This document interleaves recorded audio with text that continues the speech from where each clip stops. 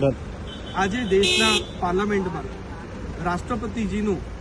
સંબોધન હતું, જેમાં પૂરા છેલ્લા 10 વર્ષમાં જે ભારત સરકારે નરેન્દ્ર મોદી સાહેબની અધ્યક્ષતામાં જે વિકાસની હરણફરણ કરી છે અને આવનારા 10 વર્ષમાં પણ ભારત કઈ રીતે વિશ્વગુરુ તરફ બની રહ્યો છે એની પણ રૂપરેખા જ્યારે દ્રૌપદી મુર્મુજીએ પૂરા રાષ્ટ્રની સામે મૂકી અને સરસ રીતે પૂરા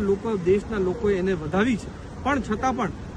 આ સ્પીચ પતી એના પછી કોંગ્રેસના પ્રમુખ લીડર એવા સોનિયા ગાંધીજીએ બહાર આવીને એકદમ અભદ્ર ટિપ્પણી આપણા દ્રૌપદી મુર્મુજી વિશે કરી છે. અમારા દ્રૌપદી મુર્મુજી આદિવાસી સમાજમાંથી આવીને કેટલા બધા ચડાવ ઉતાર કરીને મહેનત કરીને સંઘર્ષ કરીને જ્યારે આજે રાષ્ટ્રપતિના પદ લગીને પહોંચી છે, છતાં પણ જ્યારે સોનિયા ગાંધીએ એમને પુઅર લીડી થાકેલી એવા અભદ્ર શબ્દની ટિપ્પણી જે કરી છે એનો અમે પૂરજોશ વિરોધ કરીએ છીએ. અમારા આદિવાસી સાંસદો, ધારાસભ્ય, દરેક સમાજના સાંસદો અને પૂરો દેશ સોનિયા ગાંધીની જે વિચારધારા છે, જે અમારા આદિવાસી સમાજના ખિલાફ જે એમનું ઝેર એમના મનમાં છે એનો વિરોધ કરે છે અને અમે બધા લોકો માંગ કરીએ છીએ કે સોનિયા ગાંધી આના માટે દેશભરની સામે દ્રૌપદી મુર્મુજીને